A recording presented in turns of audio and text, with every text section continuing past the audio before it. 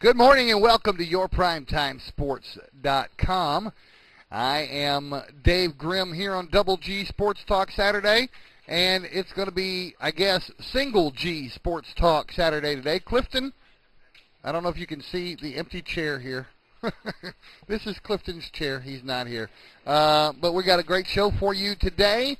Clifton is out at Greene County Tech doing some photographs out there. That's what he does other than this. So he's out there doing that this morning, and it's just going to be me, Dave, on the air with you today. Now, we got lots to talk about.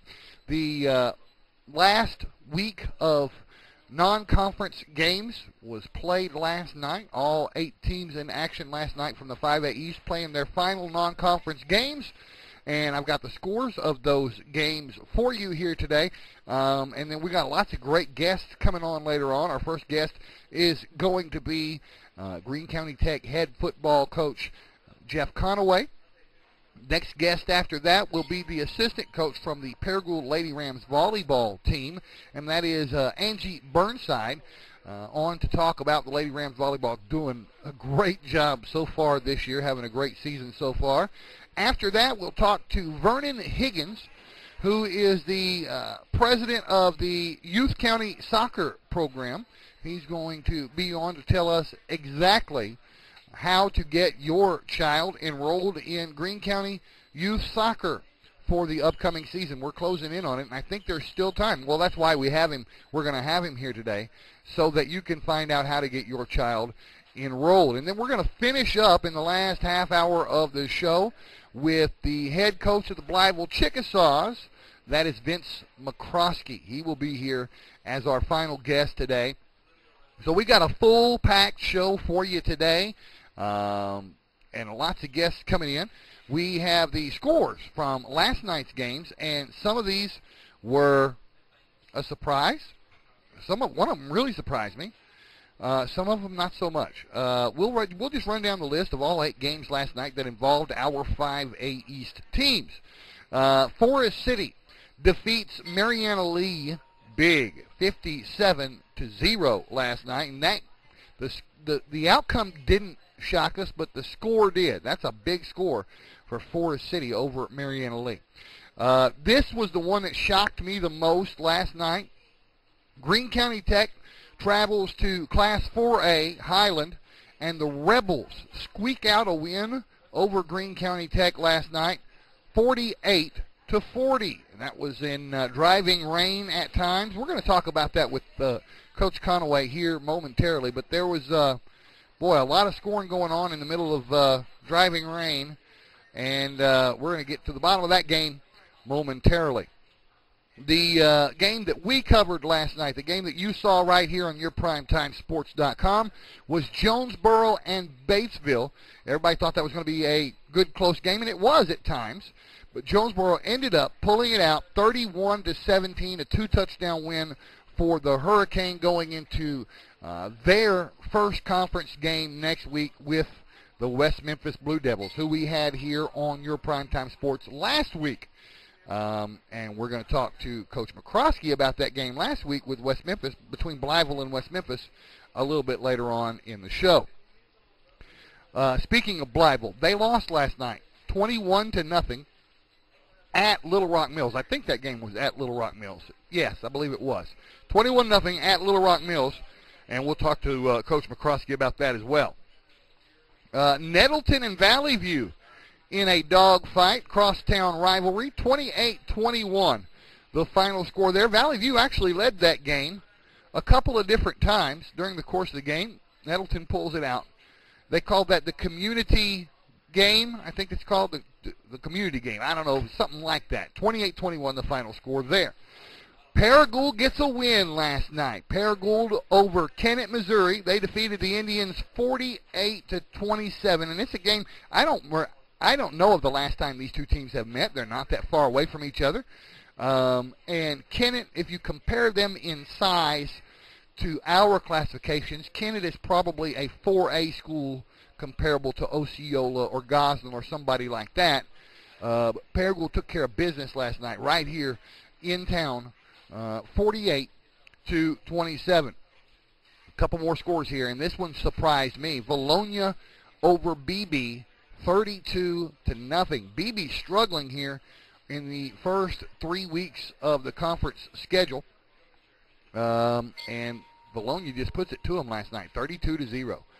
And then Wynne easily handles Helena West Helena, 43-0 last night. That's a handy win for the Wynne Yellowjackets. So that brings us to next week's conference openers for each team, and I also happen to have that information here in front of me as well.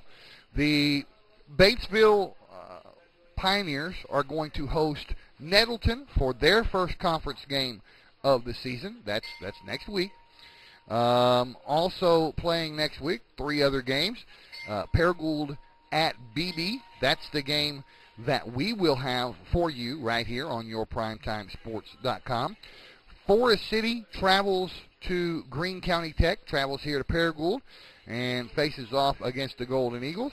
And then the other game on the slate for next week is Wynne at Blytheville. Wynne travels to Blytheville in what will probably be one of a couple or 3. Well, that's a road game for Wynne, so that's going to be a test for them. They're expected to win the state championship in the 5A. The East is always tough, and the championship comes through the East this year as far as everybody is concerned. Wynne will be traveling to Blytheville next week, and that's going to be, well, we'll talk about it next Saturday morning. That's going to be a game right there. So we've got great guests coming up for you today. I told you that already. I'm flying solo. Clifton is out and about, and hopefully we're going to have our first guest coming in real soon. We're going to take a break.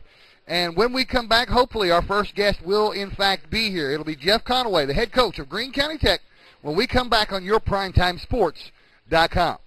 And welcome back to yourprimetimesports.com.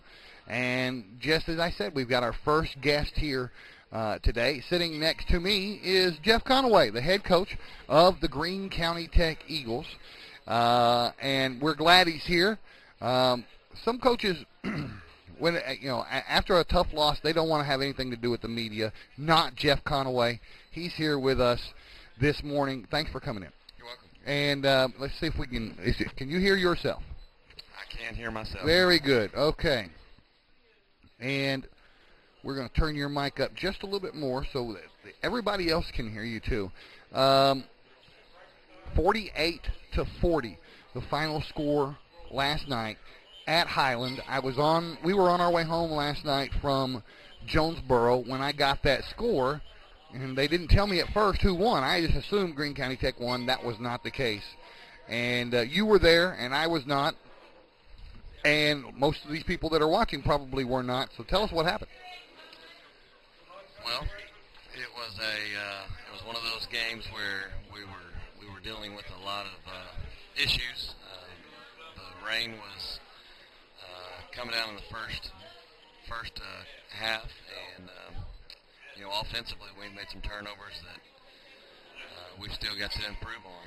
Defensively, we got a few stops early and felt pretty good about it, but they've got a good football team, and we knew it was going to be a tough matchup for us.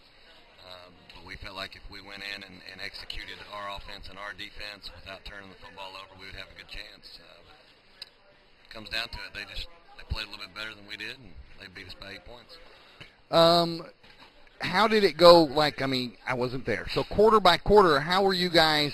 How far ahead did you get at any point during the game? Were there chances for you to maybe ice it, but couldn't quite get over the hump? Honestly, I don't remember each quarter and what the entire process as far as scoring was, but I know that I believe we went in down 1 score at half and came back in the third quarter and put together a great drive and scored and went up. When they got the football back, they took it down, and really that kind of broke our backs. They took it back down and scored real quickly. When we got the ball back, we had we had 2 bad snaps. Snap went over the quarterback's head. It was wet, and they recovered it and got another easy score. So middle of the third quarter, we dug ourselves quite a big hole there, turning the football over and not stopping them on defense. And the thing that I was most proud of is we did get behind there late in the third quarter, and early fourth quarter I guess we scored 21 or 28 points in the fourth quarter, something like that. So our kids did show great resiliency. They persevered well in the fourth quarter. They never gave up. A lot of teams probably would have given up at that point, and our team did not. So that was something that I was proud of. Well, I mean, you put 40 points on the board, and 99 times out of 100, if you put 40 points on the board, you got the win. And a lot of folks contributed to that last night for you guys. Tell us about the scoring plays, and tell us who did the job for you last night. Well, Dylan Hartwig had a decent first half, but really came out the second half and played well. Hunter Matheny did a great job. Hunter had 4 touchdowns, I believe. I'm pulling my stats here. We've got Dylan threw for 314 yards again. Had 4 touchdowns. Travis Ryan had 9 catches for 88 yards and a touchdown. Corey Vance had 4 for 55. And Tyler Calver, our sophomore running back, I don't have his exact rushing totals yet, but it was somewhere around 150 rushing yards. And so a lot of kids stepped up and played well on offense. We had 2 turnovers that really cost us. Part of that is just us making silly mistakes. The other part was trying to play with a wet football, and sometimes you got to deal with that. That was our first game to play in the rain, and I hope that we can learn from those mistakes, and next time it's wet, we can hang on to the football a little bit better. You've had 3 non-conference games here to get ready for conference play, which begins next Friday here against Forrest City. What have you seen in those 3 non-conference games that you feel like you still need to improve on if you want to be successful and make a run at the playoffs? I think the biggest thing is protecting the football. We've had way too many turnovers, whether it's a bad snap or whether it's an interception or whether it's a fumble. So we've got to protect the football, and defensively we have to improve each week at tackling. That's something that is difficult for a lot of teams. It's hard to practice tackling during the week because you're trying to preserve legs, you're trying to keep your players from being injured, and then you got to go out on Friday and play full speed and tackle and do those things. So we've got to get better at those 2 things, and I think that we will. And when we do, I really feel like we'll be a solid football team.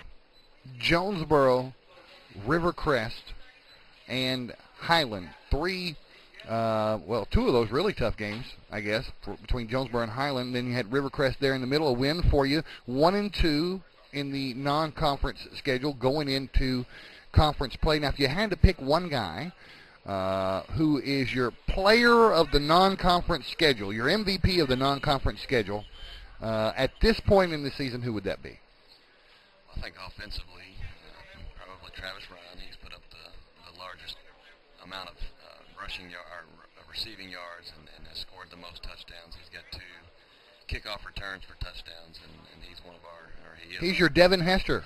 He's our most explosive player. Dylan Hartwig has been another guy that has really distributed the ball very well, but just being a first-year quarterback, he's turned the football over a little bit more than we want. Corey Vance, Hunter Matheny, Tyler Calver. Offensively, I can name a lot of guys. On defense, it was it's good to have Ryan Cup back. He played sparingly last night. It was his first time back. Garrett Latham and Chris Johnson and those guys playing defense are giving us great effort, and they're getting better every week. This week is going to be good for us because we're going to get to use some of those guys like Ryan Cup, who has been out with an injury, and he's going to get a full week of practice. And so we feel like we can continue to improve, and we feel like this week is a week for us to get back on track and have a big win against Forrest City. We're going to talk about the Forrest City game. We're going to take a break. When we come back, we're going to talk about preparation for Forrest City and, preparation for the 5A East Conference. So we're going to take a break. And when we come back in about 4 or 5 minutes, we will talk about that with Coach Jeff Conaway from Greene County Tech on YourPrimetimeSports.com. Welcome back to YourPrimetimeSports.com. Double G Sports Talk Saturday. Just a single G today, or a G and a J. We've got Coach Conaway here with us from Greene County Tech. We've talked about last night's game with the Highland Rebels all the way over in Highland. That was a heck of a drive for you guys anyway, through the hills. There's no straight drive between here and Highland. And then now we're going to talk about 5A East Conference play starting this week when you host the Forrest City Mustangs. Do you feel like you guys are ready for conference play, and do you feel like you're going to make a run at the playoffs, getting one of those top 4 spots? I do feel like we're ready. I think our non-conference schedule has really prepared us. We've seen a lot of different teams. You've seen the extremes. You've seen, one of the best teams in the state in the Jonesboro Hurricane. You've seen Rivercrest, which is actually a 3A school now, come here and took care of business against them. You've actually played every game you played in non-conference. Of course, you know this already. I'm just saying it for their benefit. Has been a game out of classification for you guys. Haven't played any 5A guys. Played a 3A, a 4A, and a 6A. And so you've seen the spectrum of abilities in the opponents you have played already. Is that something, did you have that in mind when you were putting that non-conference schedule together to help you prepare for 5A East play? Definitely, we did. We knew that Jonesboro was going to be one of those teams that's really going to prepare us for the speed that we're going to see in the 5A East. And these, Rivercrest and Highland, the other two teams that are smaller classifications, we knew that they were going to be good football teams. Lots of speed on both of those teams. Very much. And so we knew it was going to be a challenge, and I really think playing a tough non-conference schedule like we've played, I think if you can stay healthy, it helps you during the conference season. Now, I have several of the Greene County Tech patrons I see on a regular basis, whether it be in Huddle House where my wife works or in my other business, and they always say, man, I wish we wouldn't play Jonesboro. I wish we wouldn't play Jonesboro. I said, there's a reason they play Jonesboro. Mm-hmm. That thing right there goes a long way to toughening up a football team and getting them ready to make a run for the playoffs. You don't see that changing anytime soon, do you? That Jonesboro game's going to be there for a while. Well, I hope it is. It's a good environment for us. It's a good scale of where we are early in the season, and it helps us to prepare extremely well. And they do a great job of showing us where our weaknesses are.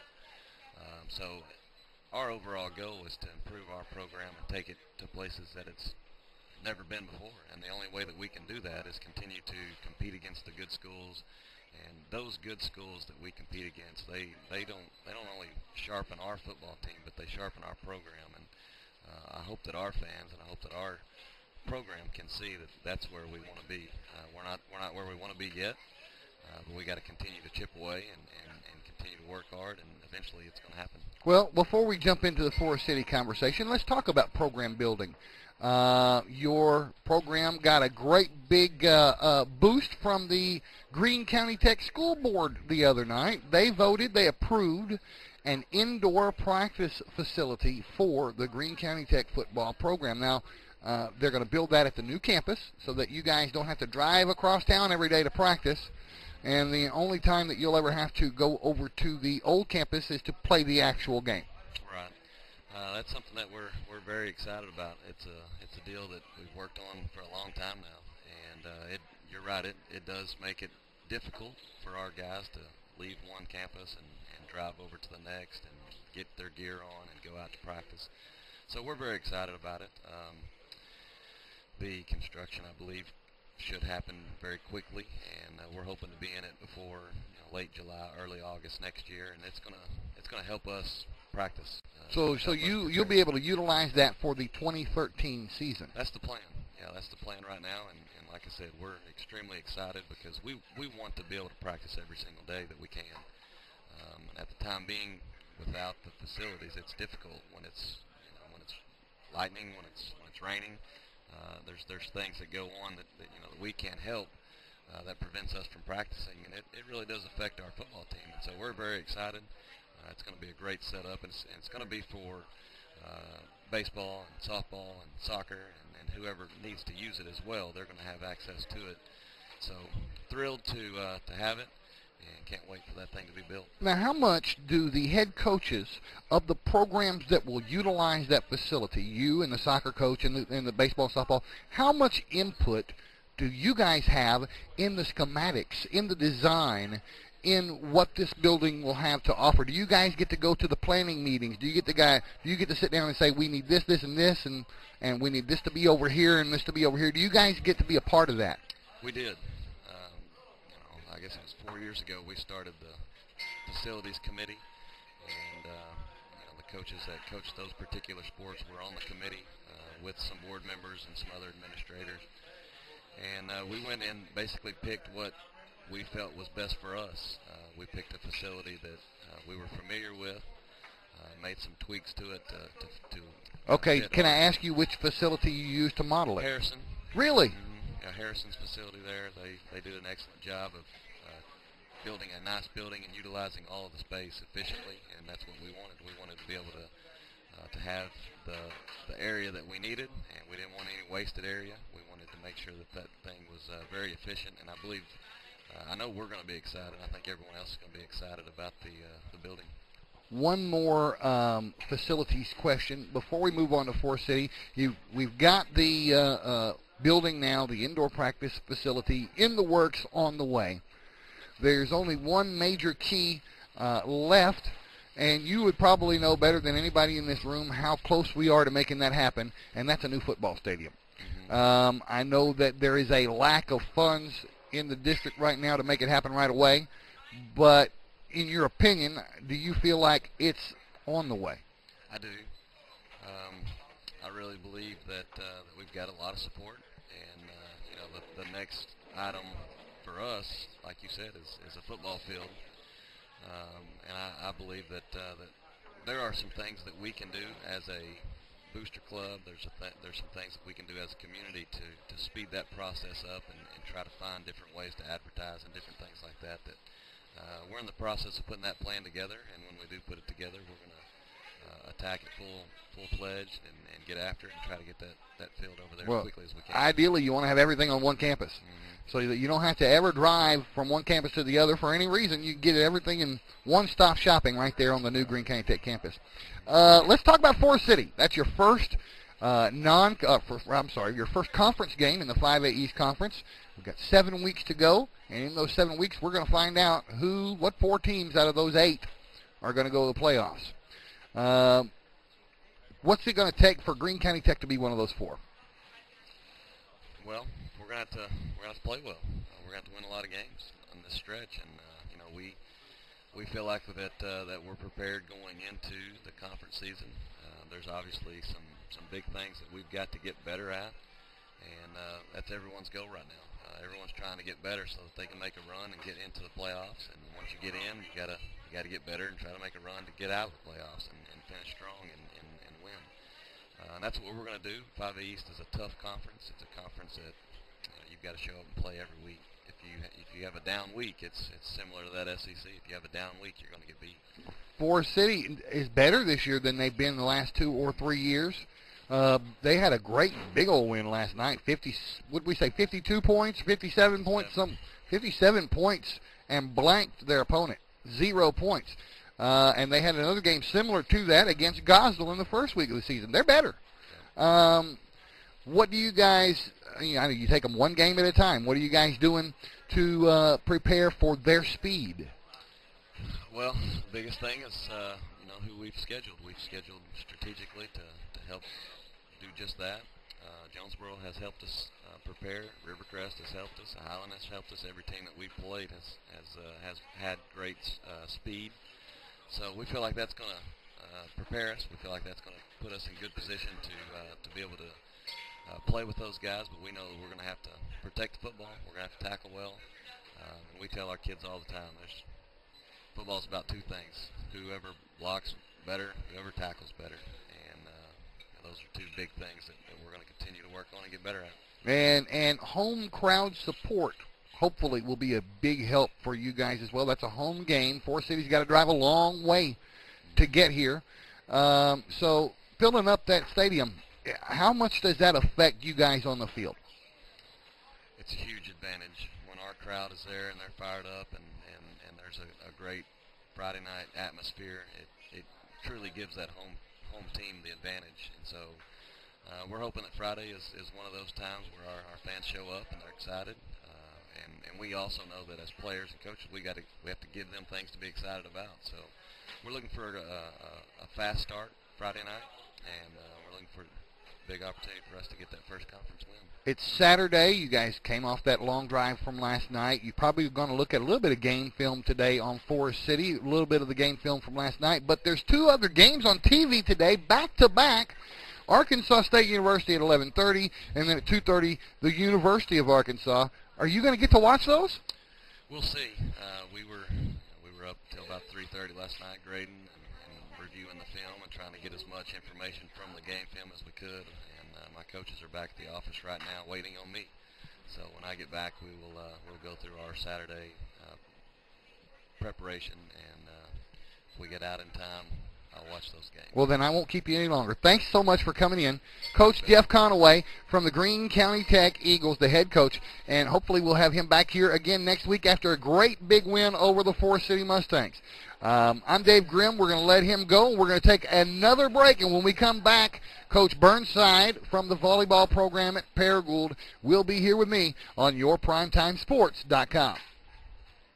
And we're back here on YourPrimetimeSports.com. Guest number 2 has taken her seat next to me, and that's Coach Angie Burnside, the assistant coach of the volleyball team at Paragould High School, the Lady Rams. And we're so glad to have you here. This is the first time we've gotten a chance to talk Lady Ram volleyball this year on the program. We've talked to the Greene County Tech head coach, but we're glad to have you here today. Glad to be here. And you guys are in a dogfight in the volleyball standings between you and Nettleton and Greene County Tech. You've all beaten each other, and it's looking like it's gonna come down to the wire. You had a great 3-2, 3-2 victory over Nettleton just the other day, right after they had beaten Greene County Tech, which beat you. So it's y'all are just swapping out here. It's going to be a dogfight season for you guys.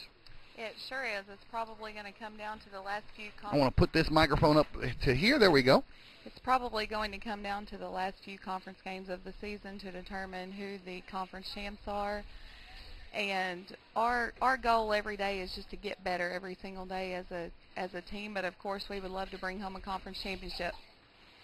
Now, you guys have had some coaching changes, or actually, you had 3-person coaching staff go down to a 2-person coaching staff for both junior high and senior high starting this season. Has that had an effect on this season? I wouldn't say it has had much of an effect. Coach Donner and I just work together and do what needs to be done for our program 7 through 12. We work well together. And it is a little more difficult as far as manpower if you try to practice at the same time, both teams at the same time. It gets a little more difficult, but we've been able to adjust to that and do well. All right, let's talk about the season thus far. You've got the junior high. I'm volleyball illiterate. I'm not gonna lie to you guys or those guys. I'm football, basketball, baseball, volleyball. The only thing I know about volleyball, or when I learn the most about volleyball, is when the Olympics are on, which was just the other day. So, your junior high and your senior high program, tell us how they have fared so far. I went into that just a little bit, but tell us how they have fared so far this season and where you see them going from this point forward. Okay. I'll start with our junior high program. Right now we are 8-0.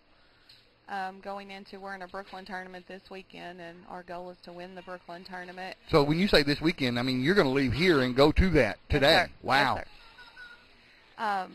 Our junior high team is a very talented group, and our goal this season for them is to be conference champs. We've been able to be conference champs in junior high 4 years in a row, and our goal is number 5 this year.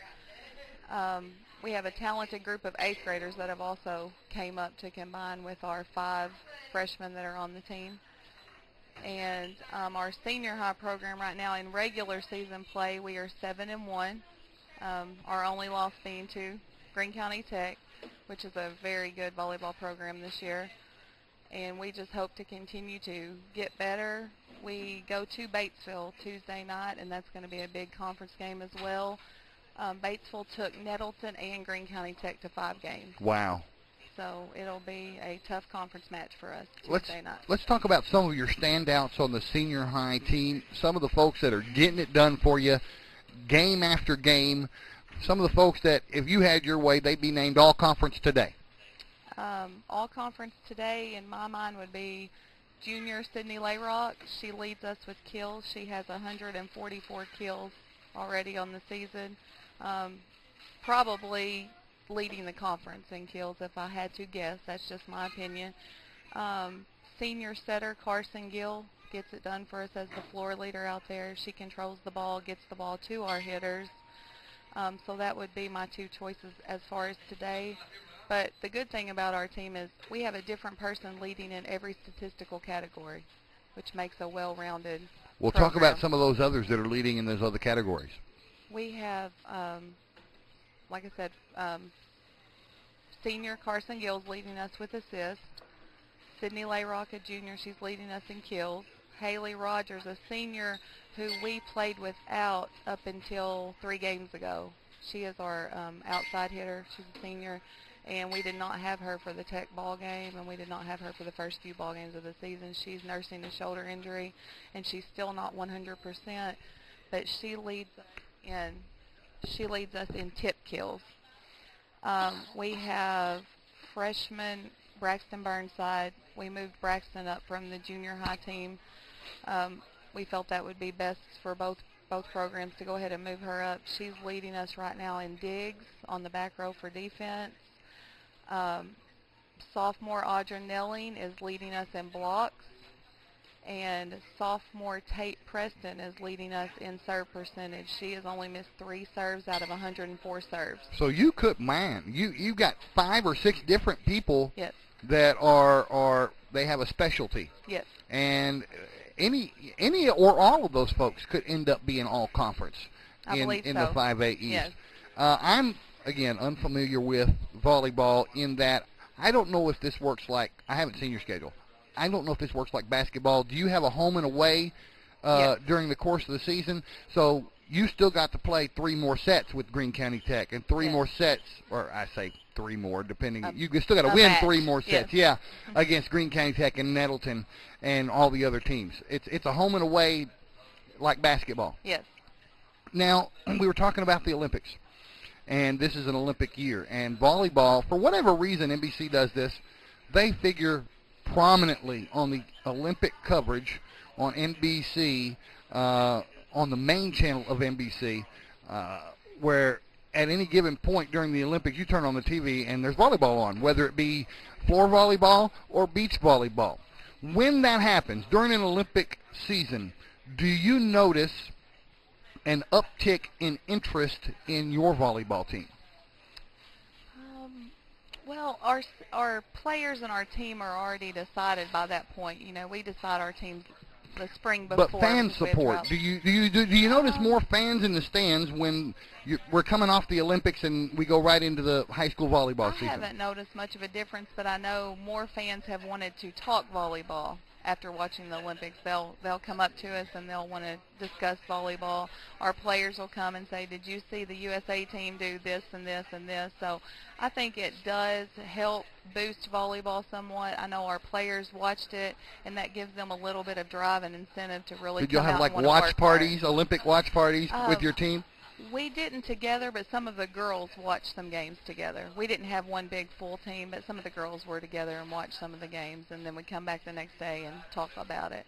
Okay, so let's talk about your conference record as of right this minute. I know you got some non-conference games, just like football. You got some non-conference games that lead into the conference schedule. Yes. What is your conference record right now? Right now, our conference record is 5-1. 5-1, and so is Nettleton's, and so is Greene County Tech's.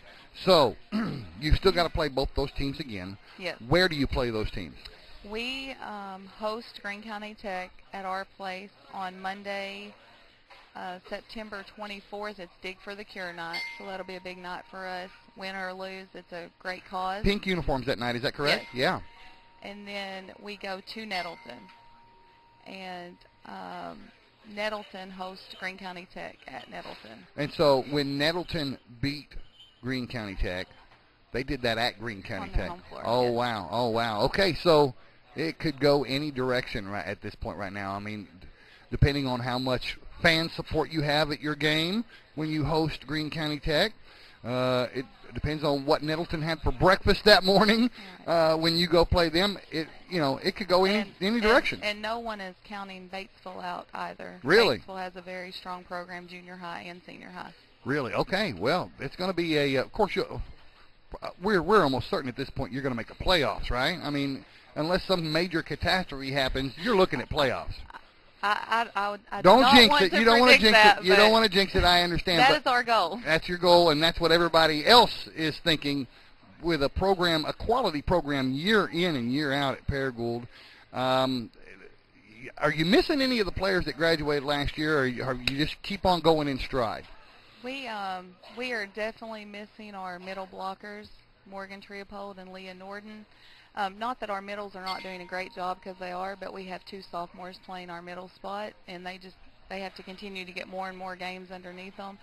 But they get better every day. So they were two that were definitely missing. We ran into, I don't know if you call it bad luck. I mean, it just happens, but we lost our libero.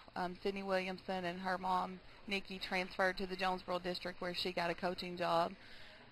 So that took away some of our passing and ball control. Now, you say libero. That's the player that wears a different color Yes. jersey than the rest of them. That's what a defensive Your specialist. defensive specialist. That's right. I'm surprised I even knew that. And we had a girl, Alexis Benson. She was strong for us this spring at camps, and she decided to focus on softball. So we lost her. So we've had to make adjustments here and there, but our younger kids are just coming right in and obviously doing a the great adjustments job. have worked because Yes. you haven't missed a lick. You've only lost the one conference game, and you're right there at the top of the standings with two other teams. It's going to be something to see as we go down the stretch of the volleyball season. I wish that we broadcasted volleyball games on yourprimetimesports.com. Unfortunately, I wouldn't begin to know how to do play-by-play for a volleyball game, and I know Clifton doesn't. So maybe one day we will be able to find somebody that does and put some of you guys' games on your Primetime Sports TV. That would be good. I'm so glad you came in today. Are you planning on watching the Red Wolves and or the Razorbacks play football today? Well, I will be in the volleyball gym all day. That's right. but You just got done telling me that you're going to a tournament. My daughter will be sending me text messages, I'm sure. Every play, every touchdown, she'll be keeping me informed of that. Well, thank you for coming in. This is Angie Burnside right here on yourprimetimesports.com from the Lady Rams volleyball team. When we come back, we are going to talk to the president of Greene County. No, not the president of Greene County Soccer, but he works with Greene County Soccer. He's not the president. Maybe he can be someday. We'll see.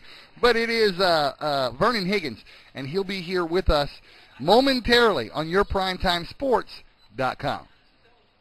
Welcome back to yourprimetimesports.com, and we've got an hour left in the show, and we are sitting with our next guest right now. He is part of the team that operates the Greene County Soccer. Okay, now I don't know if I'm saying this right. Greene County Soccer Association, is that right? Yes, I said it right. That's right. Wow. Greene County Soccer Association. He is the unofficial public relations director. That's what we're going to go with for today. This is Vernon Higgins right here next to me. Thanks for joining us on yourprimetimesports.com. You guys are getting ready to start your season. Yeah, next weekend. Yeah, it's time to, well, have you got all the teams in place, or is there still time for folks to sign up? No. Sign-ups are done and over with. We're starting the 22nd of this month, which I believe is next weekend, and so we're getting ready to get fired up. We've got this year we've got 50 sponsors this year. We actually have about I'm trying to think of exactly how many teams. I ain't for sure, but I know we got 530-something kids in the program this year. 530 from what age group? Where does it begin and where does it cut off? They begin at age 6, and they run all the way to U18, all the way to 16, 17, 18 years old. So you could, in theory, have high school soccer players having an off-season program with you guys. Exactly. Basically gearing up for high school season by playing with you guys first. Exactly. And U6, I said U6, that's 4- and 5-year-old kids. Under that's 6. Under 6. Right. Yeah, that's kids starting at 4 years old going all the way up to 18 right now in our program. And the good thing about our program this year is that we started an L2 program. We have about 7 teams in the L2 program this year, which means that we're starting to retain a lot of our older kids more. And when before we didn't have, we kept them at the smaller age groups, and that's where we grew and grew and grew. But now we're starting to actually grow at our older age groups also, more and more. Let me ask you this. You said 530 some odd kids in the program. Which gives us right around, I want to say somewhere around 53, 54 teams that we have. Is that a record number for you guys, as No, in no. sheer number of kids? No, because normally we run anywhere from 500 to close to 600 kids normally. We have, in the fall league, we will have our scholastic program come in, and we usually get another 60 kids in that. So that puts us up around 630 for the year sometimes. Maybe a little bit more, just depends on how big our Scholastics is, because with the Scholastic programs, we call it our junior high program, but its legal name is Scholastic program because it's junior high kids from each school representing their schools, playing underneath our umbrella.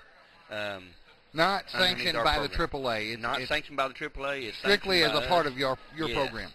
And with that being, that helps us keep feeding that senior high program, for our senior high schools. Do you guys work with and or have a lot of communication with the soccer coaches at the schools? Yes. Are they part of your program? Do they coach in your program at all? No, none of them coach in our program, but like some of our L2 coaches and some of our board members, they stay in contact with the Paragould coaches.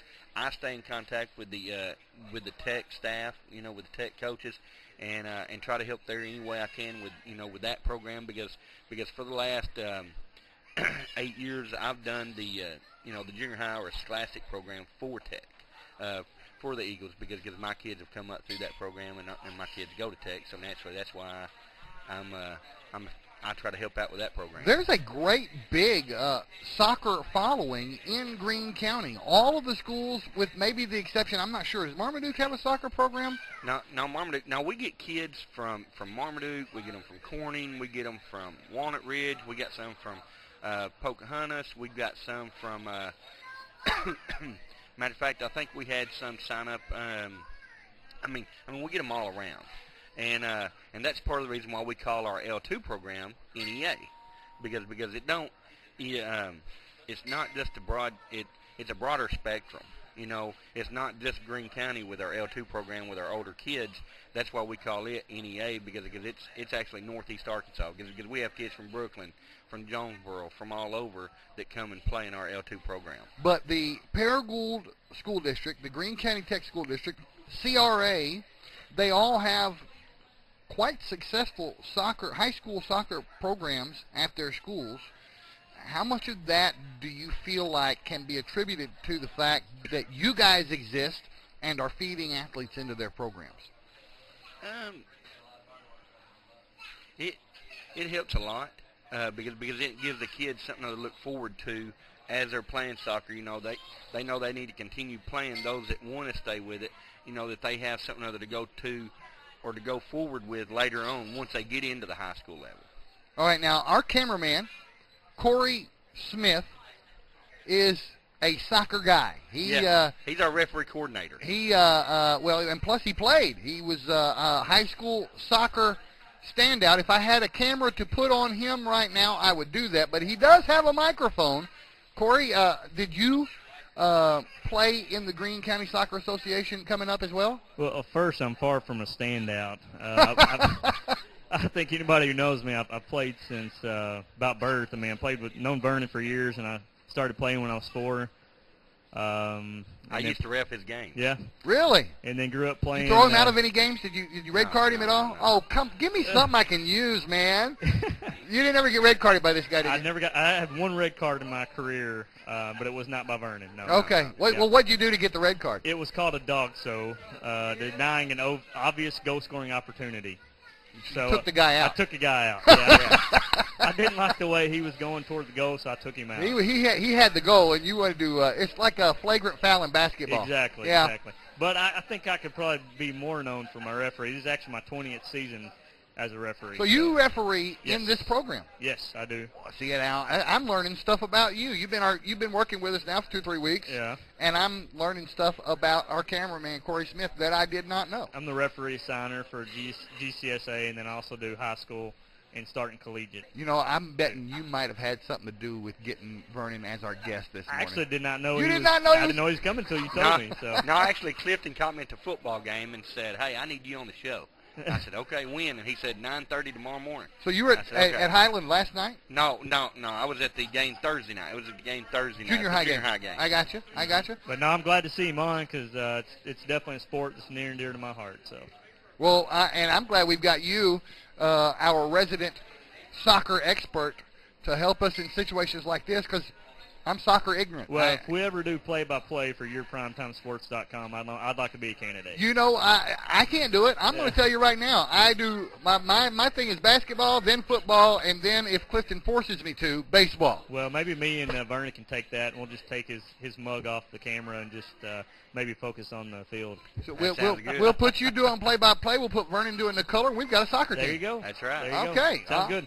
So thank you, Corey. I appreciate you jumping in here with us. I wish I had a camera we could have put on you so that well, he said, no, we don't want that. Now, you guys, your sign-ups were when? Our sign-ups were back in August. We had it.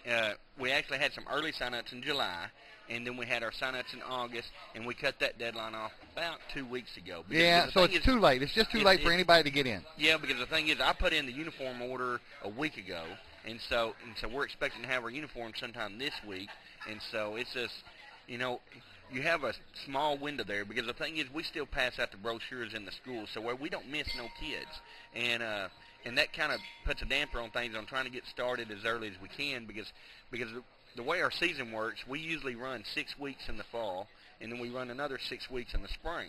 Well, you only have a certain amount of time that you can play in the fall, and with us starting the way we do, you know, we'll start the 22nd of this month, and we'll run all the way to the end of October or the 1st of November.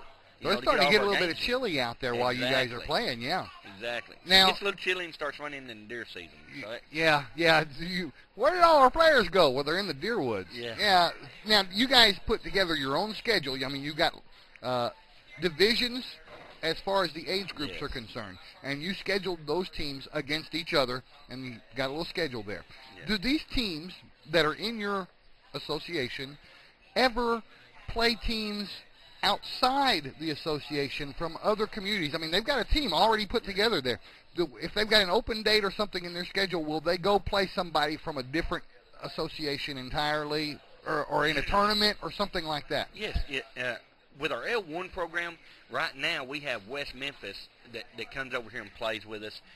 Every other week they'll come over here, bring their association over here, all their kids over here, and they play us and we play them because right now they don't have no field to play on. So we do that to help them out. It's a long drive for those guys. It's a long drive for them, but I mean, it's, you know, they love it. They came over here last year. All the parents, we got all positive feedback from them. You know about the kids in our program, about the parents in our program, just how good everybody was over here to them, helping them out and doing everything. But no, we have U6, U6, U8, U10, U12, and U13 in our regular rec L1. And yeah, they'll play different kids. Matter of fact, there's a couple teams that come over from Pocahontas. They come over and play us, and then we go over there and play them some. And then of course we have our L2 program, which is our older kids, which is usually U13, U15, U16, U18. They actually, that's all they do is travel. They'll play a few home games, but for the majority of the part, this year, the state has got a new program with our L2s to where to where what they do is they will play some games in Batesville. They'll play some games in, I'm wanting to say, Batesville, West Memphis, here, Jonesboro, and then we got some more teams in Mountain Home. And so they'll travel around and they'll play and do little jamborees like that. You know, they may have 2 teams in Mountain Home. You know, Paragould and Jonesboro may drive up there to play Mountain Home, and they all get 3 games apiece that day. So any opportunity that your teams can get in a game, if it's in reasonable driving distance, they'll go for it. Yeah. And in all that, you know, a lot of times, a lot of our teams, you know, Cape Girardeau has a tournament in the fall. Saxon has a tournament in the fall. A lot of times they'll drive up there. Them are real inexpensive tournaments for us that they can go play. A lot of times there'll be another, you know, there'll be the Harvest Cup around here in Jonesboro, or sometimes we may host one, and then there'll be, you know, tournaments in Little Rock, tournaments in Searcy. You know, a lot of them teams right there will go to and play in.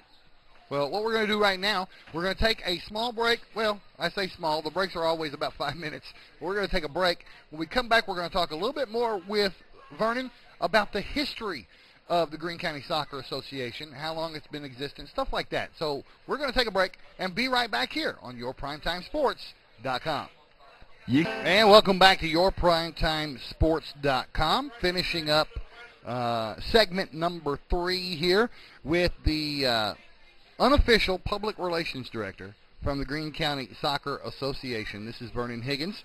And let's talk about the history of the program, how long it's been in existence, and the milestones that have gotten you to today. It's been in existence since 1986, 85, 86, somewhere around there. Marty Buckman, Mike Smith, and David Pratt and John Otto was the ones that kind of got it started back then and carried it through. And matter of fact, they're still part of our association today, still help out with coaching, still help out with board stuff, still help out with advertising, still help out with sponsorships, and different things like that. They're still very involved with the program and helping soccer grow in this community. But in 85, 86, we played over here where the Paragould High School is, which is where the football field is now. And that was our soccer complex. And we played there, and I remember back in the day when Corey played, you know, a lot of times they get out there playing on U10 field, and it'd be ankle deep in water. And then we played there for years, and then later on, when they started building the new complex here at Paragould High School, we had to move out to Black River Votech out there in front of it, and it was more or less nothing but a cattle field. And we set up soccer playing fields soccer out there. in a cattle field. Playing soccer in cattle fields. I mean, we had little mud puddles and little footprints. I mean, it was, you know, you had watch out for armadillo holes. You know, you kicked the soccer ball, you didn't know where it was going to go or where it was going to end Where'd the up. ball go? And then later on, we, you know, our community here voted in that half-a-cent tax, and we got that beautiful complex that we have out there now, and with that half-a-cent tax, and by getting that, then that opened a whole lot of doors for us as far as growing our soccer organization. Now we have more and more kids, and it's just, I mean, we're growing more and more every year. We've been out there now for about 7 years. So your games are played at the Paragould Community Center. And we have 11 fields out there. 11 different soccer fields. So you can have 11 different. Now, is it a difference in size? Yes. So there are smaller fields for the smaller players. I see. Yes. So you've got 11 different soccer fields out there that vary in size. Yes. For the different age groups. We have 3 U6 fields, which are real small. Then we have 3 U8 fields, and then we have 2 U10 fields. So you're not going to put a 6-year-old out there on a 100-yard soccer field. No. and then we have a U12 field, and then we have a regular size soccer field with lines. Now, regular size soccer field is comparable in size to a regular size football field. It's actually bigger. It's bigger than a football bigger. field. It's 70 yards wide and 120 yards long. I see. Okay. See, that's something else I did not know. Yes. I'm going to ask you a question that I asked Coach Burnside about volleyball. I might have an answer. Well, it's an Olympic year, and they play a lot of soccer. Well, soccer is an Olympic sport, and you see a lot of it on TV during the Olympic coverage. Every 4 years, when that happens, do you notice an uptick in interest in the program? Oh, yeah. And matter of fact, my junior high team this year, or this summer, we played, and we played a few tournaments, and then on top of that, we also went to camp. And, we had the Challenger camp here this summer, had the British soccer coaches over here. We even had a Brazilian camp and had a couple Brazilian coaches over here. And and while the Olympics was going on, we would all get together and watch games. Have watch parties. That's what I asked Coach Burnside a while ago. And we would, all the kids, a lot of the kids from camp would get together, or like a lot of me and my junior high kids and them that was in the camp, we would gather up at my house, or we'd gather up over. Matter of fact, one day we went to the Laffoon's house, Alexander Laffoon's house, and watched the Olympics over there. Watched a couple of Olympic games, and so yeah, it's a big deal, Well, you have the Olympics every 4 years. You also have the World Cup every 4 years, and that's in non-Olympics. It's like every 2 years, basically. You've got then too. Yeah. You'll see a rise then too. Every time they play, whether the men are doing good, whether the women are doing good, especially the women. The women most usually always do well, and that has helped the sport a lot. Which soccer is the world's largest sport. We're the only people, by the way. This country is the only people that calls it soccer. Yes. Everybody else on planet Earth calls it football. Yes. But we have a different football football. F-U-T-B-O-L, football. And Yes. And so soccer is a purely American made-up word for this sport, but it's football. But the thing about soccer that I love so well is that it's the most organized sport there is. I mean, it's the same whether you play it here or whether you play it over in Europe, Africa. No matter where you go play soccer, the rules are pretty much the same. Now, they may vary some from rec soccer, which is defined under the United States Youth Soccer Association. They may have one or two rules that are different from the AAA, or AAA may have some different than them. Because, AAA likes to do everything different anyway. AAA has Don't get me AAA started. can't go by the same rules that everybody else does. They had to make up their own and say, hey, we're gonna include this. I don't want to get started Or about the did AAA. I could get myself into major trouble, so we're going to skip that part. Now, let me ask you this. You also referee. Is that correct? You referee. Now, do you referee the little kids? I referee little kids all the way up to high school. Do you ever have to red card a 6-year-old? No. No, I didn't think so. Well, you never know. There could be some 6-year-old out there punching kids, Get out of the way. They do throw a lot of elbows. Yeah. But they don't know. They're just trying to protect the ball or to keep people from back to the ball, because their biggest thing is that ball. They want to kick it. It ain't so much that they want to get it to the goal or they want to make a pass. Their thing is they just want to kick the ball. Right. Yeah. And I have noticed, because I have actually watched 6- and 7-year-olds play soccer, and what you see invariably is a herd of kids. It's what we call bunch the ball. Exactly. They're all on the ball. It doesn't matter what position they're supposed to be playing on the field, midfielder, backfielder, whatever. That's out the window. Every kid is on the ball, and that's at what point do we say, okay, now you guys got to stay over here in this part of the field? You're not really supposed to be. We try to start teaching them that at the U6 somewhat. We start trying. Some of our coaches start trying to do that, and then at U8, that's when we really start trying to focus on it more of a position play and stop playing bunch ball. And the thing is, what I love about it more than anything is in the fall, everybody's new, and we'll be playing.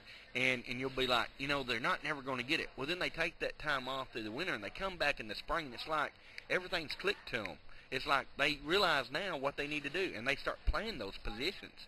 And then in that U8, we start kind of getting them used to it there and start kind of teaching them a little bit there. But then at U10 is when we really start taking focus on it. And then U10, U12 on up, that's when they really start learning the positions more and start playing the positions. I was truly shocked that I could even name two positions, midfielder and backfielder. I just surprised myself right here live on the air. I know nothing about soccer. I have, watched it in the Olympics. That's it. My kid, and I wish I had known, I wasn't paying attention. My kid is 7, fixing to be 8, and we would have put him in soccer. It's too late now. He has actually came to me and said, I wouldn't mind playing soccer. And I didn't know what your sign-up dates are. I don't pay attention to stuff like that. So it's my fault that my son is not in your program right now. But, yeah, that's something I want to learn about, and hopefully at some point we won't need Corey to do play-by-play for soccer. Maybe I don't know enough about it to do it. But it is definitely growing in Greene County. What was it? Oh, Grab your microphone there, Corey. Come on, man. Vernon, won't you talk maybe about the possibility of spring sign-up so David might be able to get his son to play? I would like to do that. Yeah, in the spring, a lot of times when we do sign-ups for our junior high teams, sometimes if we have somebody that moves in or somebody that wants to sign up that didn't get signed up for fall, a lot of times, they can contact Ken Lewis or myself or Corey.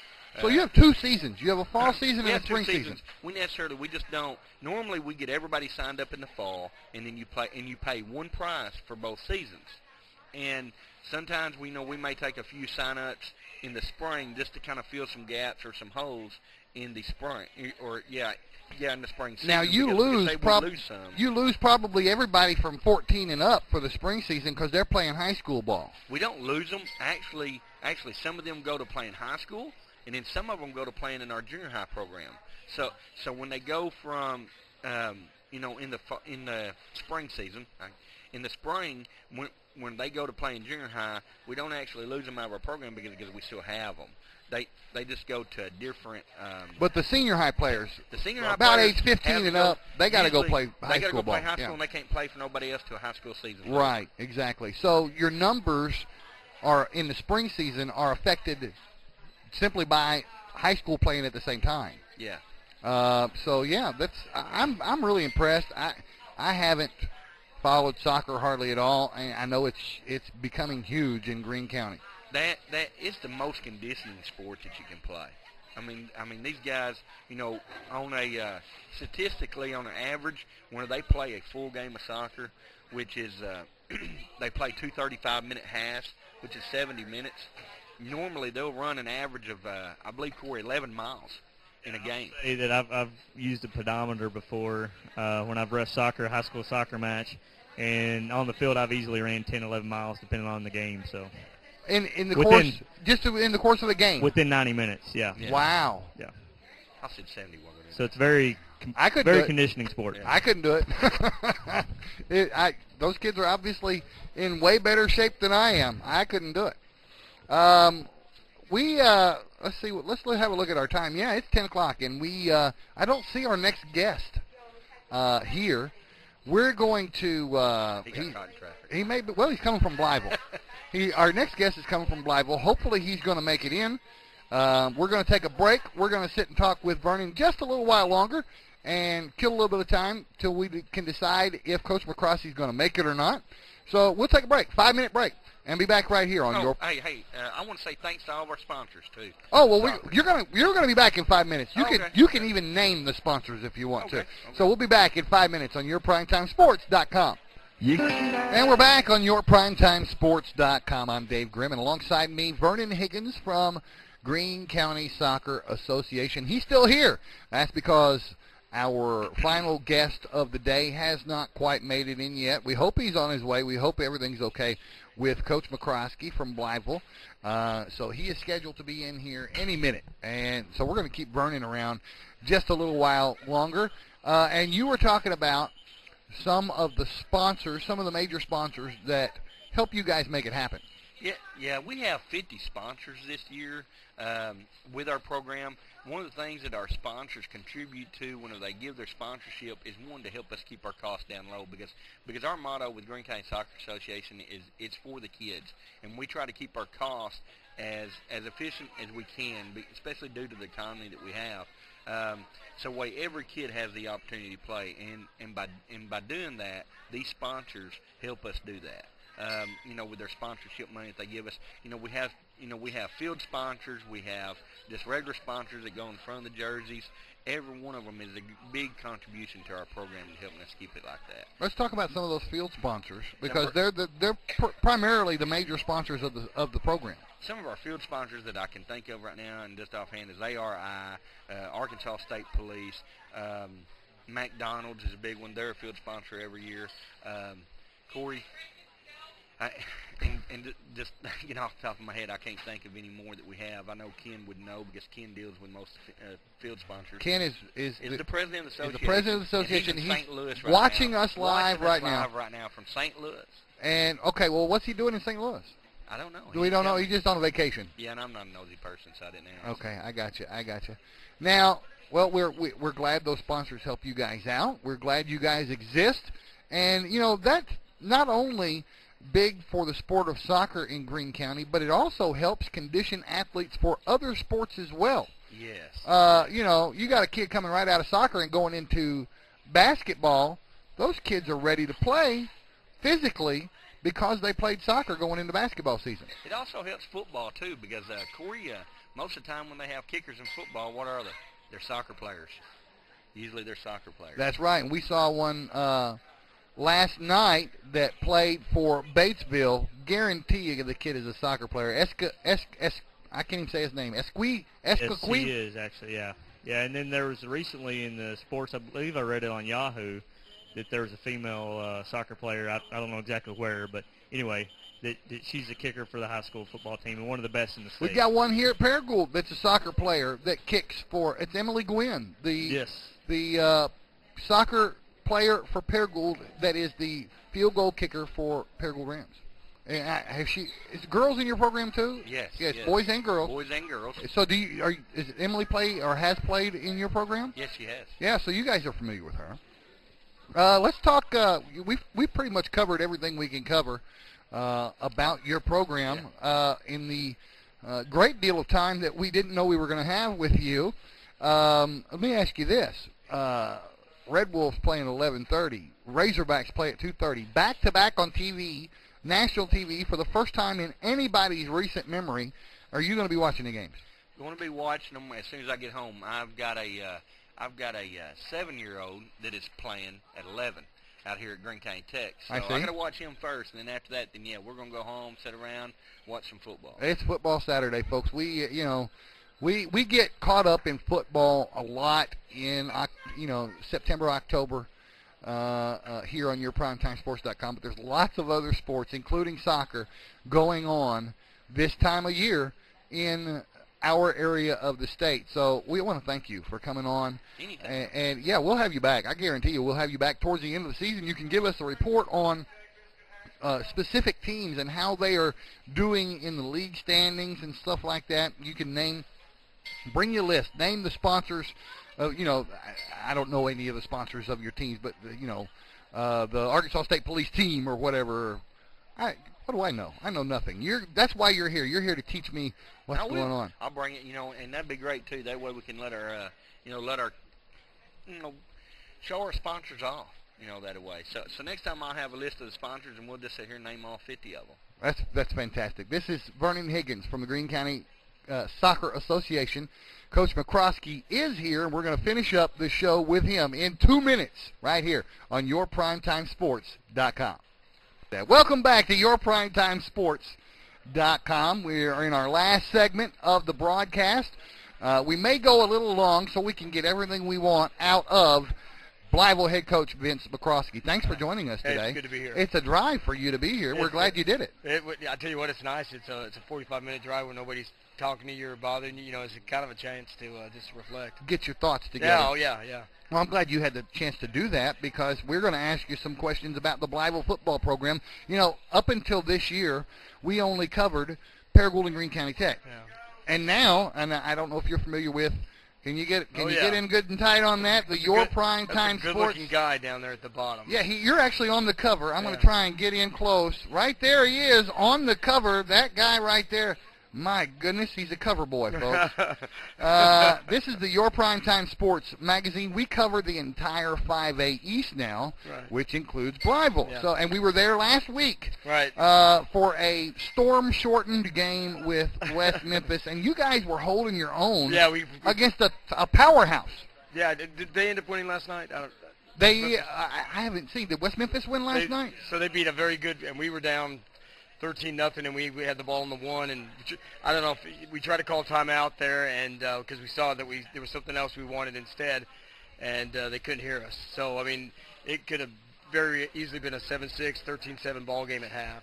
Now you guys, 13-0, right. and the halftime score ended up being the final score of that game. We were there. We were broadcasting the game. In fact, I uploaded that half of football on our video on demand channel late last night when I got back in from the game that we covered last night. Awesome. So if you want to go on there and watch that, of course, I'm sure you've seen it. You guys. I've seen it a few times. You know, the kids play hard. They get up for West Memphis a little bit. I'm a West Memphis graduate, so really, I played for Grafton Moore. Oh, and, I'm so. I was going to say something. I know Grafton Moore. I was going to say I'm so sorry. I'm playing with Grafton Moore. I know you probably know Jim Myers. Oh yeah. Jim Myers is one of my top 5 best friends on planet Earth. Good coach. He was the head coach of Bismarck when I was the special teams. I was a volunteer assistant coach at Bismarck for several years, and I was the special teams coach under Coach Myers at Bismarck. I'm from Hot Springs originally. Where's he at now? He is an assistant coach at Lincoln now. Really? Lincoln, he went from Bismarck to Lincoln and helped rebuild that program. They actually made the playoffs last year for the first time in who knows how long. Oh, yeah. And I'm sure you know his sons. Yeah. Well, Chase is now a coach at, oh gosh, he was at Bryant and he moved. I think he's at Glen Rose now. Okay. Anyway, we're getting way off the subject, but you know some of the same guys I've known and worked with for a long time. You know, if you're in that West Memphis tree, and I was in Blytheville for 7 years before, so we've got a lot of ties here. We've got a lot of ties. Matter of fact, played Lincoln when I was at Kabul. So, oh my! So just this works its way around, doesn't it? Yeah, it does. Now, and anybody that knows anything about West Memphis, even though he's not the head coach anymore, knows that Grafton Moore is West Memphis Athletics. Him and Lanny, if you think about West Memphis football, and I still have scars, emotional scars from Grafton. Just a tough guy. Tough as nails guy. Tough as nails. Yeah. Tough as nails. Let's talk about, we talked a little bit about the West Memphis game. We'll talk little bit about that. Let's talk about that last where you couldn't poke it in quite there at the end of the half before. I mean, you were right there close. Well, I mean, there's a 7A ranked defense, and I think they were 5th in 7A last week, and we were going to have to get them with mismatches. And so what we did is we went into a overload to the right, and we were going to try to go back weak. And the numbers were there, everything we wanted were there, but we couldn't get the timeout. And I've got the biggest voice in the world, and they couldn't hear you. Well, I mean, the wind was starting to really pick up because the storms were and moving the band in. was playing. Yeah, and, just one of those things. Sometimes life's not right. Well, I was now once the bands actually got to play their halftime show. Yeah. And then they decided, oh my gosh, here it comes. Yeah. And that's when they decided to halt the game. And at that point, they were halting it temporarily. They were hoping to get it in. And I was in the officials' locker room when they pulled the trigger and said, we're not going to be able to get this game in. You guys, as coaches, really don't get to have a say in, even though it's on your home field. It's an official call. It's the officials' calls. You guys, as much as you'd like to try and come back from a 13-0 deficit in the second half, you guys, your hands are tied on that kind of deal. Yeah, and I think what you do is you try to play the game, but at 11:30 there was still lightning. Yeah. So it's not important. Safety, when you're in the game, everything's about the game, but really it's not about that. It's about safety of the fans. It's everything like that. You said that about the halftime show. It was funny. They've already told us they're not going to let us come back out, but we have girls out there with flagpoles in their hands. aluminum flagpoles with lightning go on. Yeah, we'll let you finish your show, but so I'm glad everything you came see out. some lightning coming, duck. Yeah. All right, let's talk about last night's game. You guys traveled to Little Rock. Yeah, traveled to Little Rock. I had no idea about rain. I mean, I didn't even know it was in the forecast. And some folks got rain last night. Some folks completely dry the entire game. We got rain we got rain 2 hours before the game hard, and got rain all during the game. So you were mudding last night. Yeah, and and the field was in great shape, and we had 5 turnovers. Had 120 yards in the first quarter. Oh my! And had fumbles and just could not stick it in, and then it got from bad to worse. 21-0 against the Mills Comets last night. Well, your first conference game is this Saturday. You're hosting probably everybody's pick to win the state championship, right. the Wynne Yellowjackets. You guys are hoping to have something to say about that this Friday night. Well, I think the kids are going to be hungry. We haven't, we've been held scoreless for 6 quarters, and again, West Memphis had a lot to do with that, and us adapting to the weather. We were mentally tough as far as playing hard, but we weren't mentally tough as far as taking care of the ball. We told the kids, take that extra half second and take care of the ball and stuff like that. And we've got a sophomore kid back there, so we're just going to keep working hard, and you can't do that against Wynne. You can't give Wynne extra possession. You can't give anybody extra possessions. So, well, let's talk about your non-conference schedule going into this game with Wynne, and how, because I had this same conversation with Coach Conaway an hour ago. Mm-hmm. You guys have scheduled some really tough, and forgive me, I can't remember. It was Osceola, your first game, which they're always tough. And they'll play. Well, they probably have the best back in the state. Right. And, we should. They had like 290 something yards offense, but he was 260 of it. But you held those guys off. That was your win so far this season. Was the opening game against Osceola. Thought we played well against West Memphis. Yeah, you could have easily come back in the game against West Memphis had you been given the opportunity in the second half. I just think we matched up well with them last night, and then last week, and then last night we just not our game. We just did not play well. Every team's going to have that, and what I'm excited to see is what kind of kids do you have? I mean, how are we going to respond to that? And I think I have kids coming to tell me last night, hey, Coach, I'm sorry. That shows a lot of character, and that's what we're trying to build right there. We're trying to build character. We're trying to build, we left the locker room really dirty. So I said, guys, that's not how we do things. That's not how men do things. Right. So we're trying to. Well, don't ask my wife that question because. Oh yeah, no, I didn't say I didn't do this at home. I'm still a pig at home, but when Blytheville's on our chest and we go somewhere, we got to represent. So, with the kids and I, we keep talking about small things, because we're not just talking about small things in football, but small things in life, and vice versa. If you pay attention to small things in life, you'll pay attention to small things in football. Are you stepping left when you're blocking left? Are you shooting your hands? Are you doing the small things? Are you getting in a good stance? It really starts from all those little bitty things, and then you become that habit of creature where, I'm going to do it right every time. I'm going to go to class, and I'm going to do it right every time. I'm going to say yes sir and no sir to people I don't know.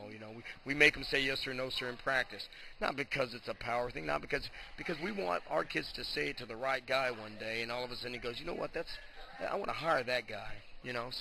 So we just got to keep building on the small things. Now, you guys, you came late to the party. You got named the head coach very late in preparation for June this. 29th. Right. So, I mean, you had basically 1 month before two-a-days were to start. And our first day there, I show up in the weight room and we have 7 guys, and I'm going, oh no, what have I done? But we're up to about 56 players. Were you on the Blytheville coaching staff, and you just got bumped up to head coach? No, you weren't even there. No, I was the offensive coordinator at Willow Springs High School in Missouri. Really? So the schedule, the non-conference schedule, was put together by someone other than you. Yeah, but those teams that you played the first 3 weeks of the season. Coach Higgins and Coach Moody. I think Osceola is always going to be a staple for us. We're just down the road. It's a good rivalry game. They're always good. They're well coached. So I think that'll always stay. I don't even mind playing West Memphis. You don't know how good you are until you're not going to get better by playing teams that don't make you better. Well, that's my next question. How do you feel like those 3 teams, Osceola, West Memphis, and Little Rock Mills, have prepared you for the start of conference play and the biggest opponent in the conference, the Wynne Yellowjackets? I think we learned to be physical. We're a physical team anyway, so I think you're going to see us line up, be pretty physical.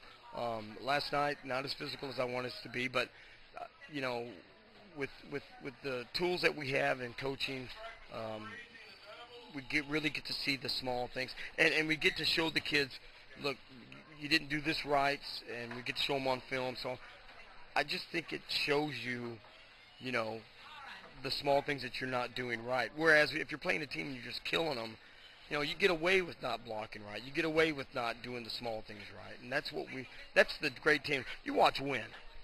I mean, they do the small things right. That's so big. That's everything. That's everything in life. Have you guys been looking at tape on them already? Oh, yeah. Yeah, I started watching them, you know, try to watch everybody during the summer when I first got here. And they just do things. Yeah, because you're really, really new to 5A East football. I am into the fact that, you know, when I was here before, Scott King, right? I coached against him in 2004 when I was at Blytheville. But Wynne was different. Wynne was Don Campbell then. Beebe was extremely spread. I mean, 4-foot splits. So I think I still understand the kids, you know, what kind of kids you're going to get in different places, stuff like that. Well, now, we are, I think, if my memory is right, we're only a couple of years removed from Coach Quinn being the head coach at Blytheville. Right. He was there forever. Right. We had, his name escapes me. Maurice Moody. Coach Smoody, for 1 year, is that right? 2 years. He was there for 2 years, and then now you there. The coaching shifts that have happened relatively quickly over this 3-year period after being under Coach Quinn for so long. Right. Has the program been able to adjust to that? Well, that's the thing that we had to do. We had to,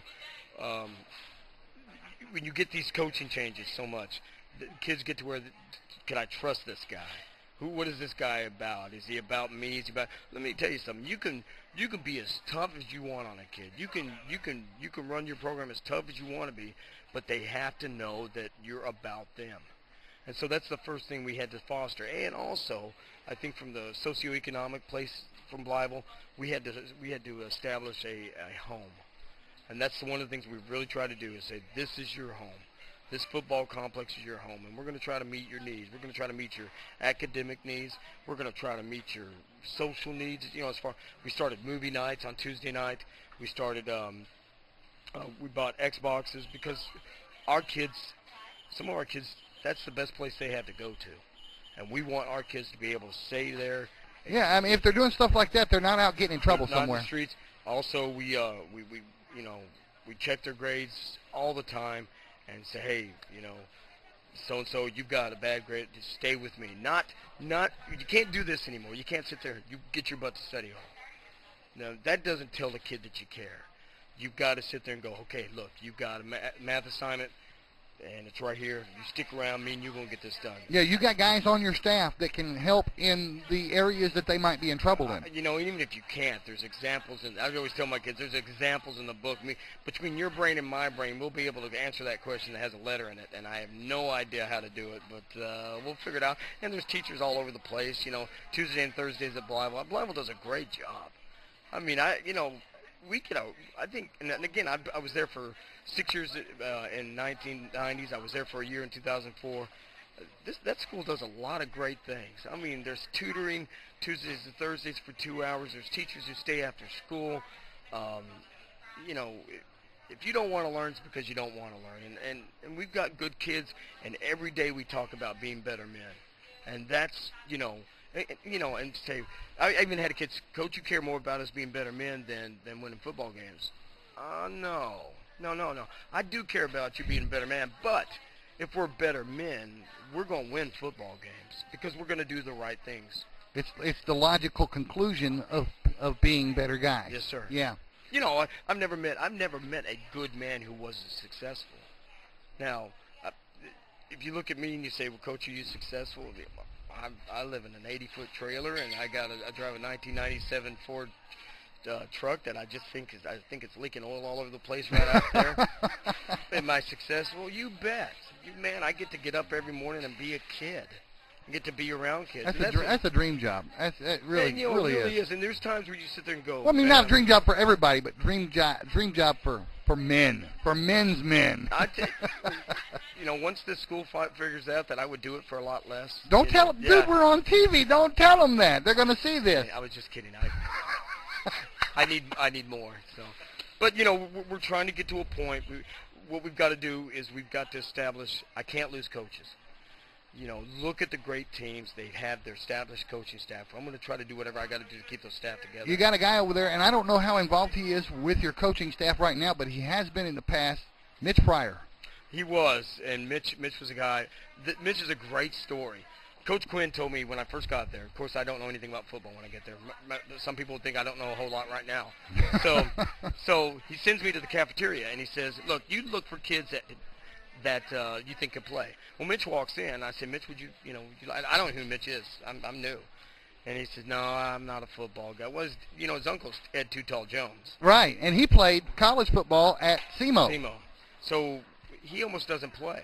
And then when we get him out there for practice, he almost quits 100 times, and he finally gets into it, finally starts getting, and then he becomes a beast. So Mitch, this is back when he was still a student, and you were there in your first stint at Blytheville. First stint at Blytheville, right? And just happened to catch him and talk him into football and talk him out of quitting 100 times, and so. But no, Mitch is so involved with the counseling. Mitch, I'm telling you right now, Mitch could play for an NFL team right now. I don't know why he's not. He's a big old boy, yeah. Well, I don't know. We've all added those old man 15 pounds and. But he's still young 30. though. He's not even 30 yet, is he? Yeah, but now as far as talent back then, yeah, he could have played. No, yeah, absolutely. He was that good.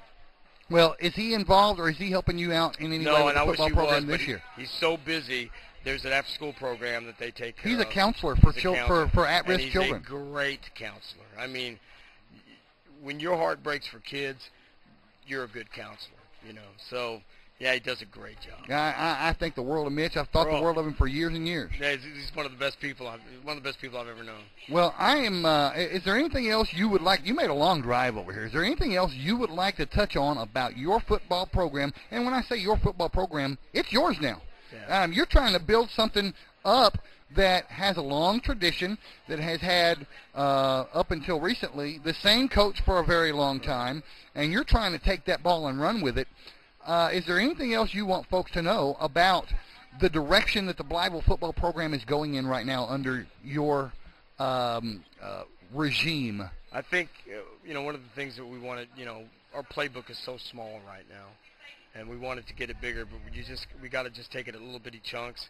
I'm a gun wing guy, so I'm a wing tee out of the gun kind of guy, kind of what you see at Arkansas State and stuff like that. And so it's just going to take a while for us to develop that. But our numbers. I think last year we finished with 23 kids. Right now we're at 58. Really, numbers are up. Numbers are going to be up, and they're only going to go up because. My staff is already in that position now, but we are a kid-first program. You're going to run if you're late. You're going to run a lot if you miss. It's football. It's not supposed to be easy. We're not going to feed you cupcakes when you do it wrong or when you do it right. But when our motto is, you belong to me for 2.5 hours. 2.5 hours, you better be able to deal with everything I'm going to put on you. Because, Bobby Knight said, I need you to feel more pressure in practice than you do in a game. So when you get in a game, it just seems pretty easy. Right. But we have to have a kid-first attitude. What do I have to do to help you become better? And there can't be a time clock on it. You can't sit there at 8 o'clock at night and go, well, okay, it's 8 o'clock, I'm done. No, if a kid needs help at 8:15, we do whatever it takes to help kids. Kids first. Grades. Problems. Everybody said, would you like to be 16 again? No way. I have no desire to be 16 again, especially in this society. Things are tougher. It's totally different from when you and I were kids. It's totally different. I've got kids coming from single-parent homes. We have to be that leadership for these kids. We have to. It's no more of tell them to do it. We got to show them. The kids see me clean the locker room. I can't, the day of pointing the finger and that, the kids respond to leadership. And leadership is a lot of ways. Now, once we get our program established, it'll run itself. And when it doesn't run itself, we put it back in line. But we're going to get there. We got great kids. I got a great administration. David Hickson. I think the world Coach Hickson, too, and I know he's going to miss being on that basketball floor. But he's got a lot of other things to keep him busy now. He's going like, I tell you what, he's probably sick of football already. Football's keeping him hopping. Week 3, and he's already sick of it. I tell you, just because what he had to go through this summer, hired a baseball coach, a basketball coach, a football coach, who takes care of our, the coaches, we and the coaches do a good job of mowing the field, but guess who top dresses it? Well, Dave Hickson does. Guess who makes sure it gets fertilized? Dave Hickson does. For folks that don't know, Coach Hickson was the head basketball coach forever. A jillion years. Yeah, and he finally retired from coaching, but did not retire from the school. He is the athletic director. In fact, he was already the athletic director for a couple of years. Right. Anyway, now that's his sole responsibility at Blytheville, and it's amazing how much work behind there. They're putting him to work. Oh, I mean, it's ticket sales, it's officials, it's getting the stadium set up, it's making sure the grass is cut, it's making sure it's lined, it's making sure that the bus schedule's right. Did I get to coach the meal money? It's just I couldn't do it. It's not just one job. It's like 5 different jobs. No, and it's amazing how I just love the guy. When you work for a guy like that, it makes you work harder. Well, I'm glad you made the drive over here. Well, fun. You have no idea how glad we are that you made the drive over here to be on the show with us this morning. It's a donut shop. Yeah, that's the only reason I really came is because you said it's at a donut shop. I'll tell you right now, you will not find a better donut in northeast Arkansas than right here at Batten's Donuts and Bakery. Now, if you'd have told me we were doing the show at a dictionary place, I wouldn't have come. Okay, no. all right. Or hey, there's a gym next door. We could I don't mind. got on a treadmill and talk to you on a treadmill. I still got some guns, so I can still lift a little bit. I'm gonna lift about a dozen donuts here. He's gonna get a workout from the donut counter up there. Mike's gonna take care of you.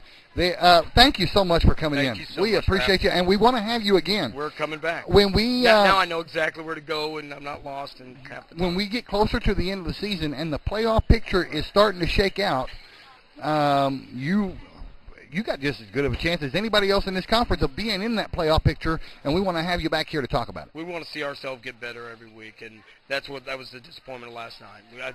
I thought we played well against Osceola. I thought we played well against West Memphis, had a setback last night, and we need to be hungry and come back next week against Wynne.